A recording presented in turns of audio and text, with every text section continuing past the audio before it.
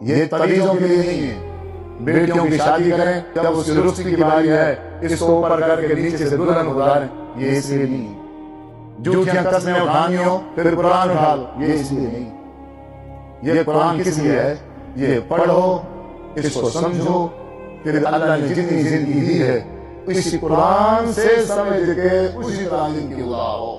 یہ مردوں کے لیے نہیں، غلط پٹی پڑی ہے کسی نے، انتہائی غلط۔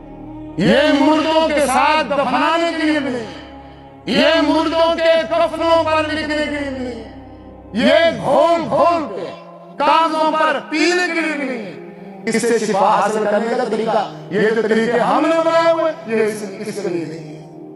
یہ ہے شفا، یہ ہے ہدایت، یہ شفا بھی اس کے لیے ہے، یہ ہدایت بھی اس کے لیے ہے جو اس کو پڑھے گا، اس کو سمجھے گا، یہ قرآن سکھائے گا، بتلائے گا۔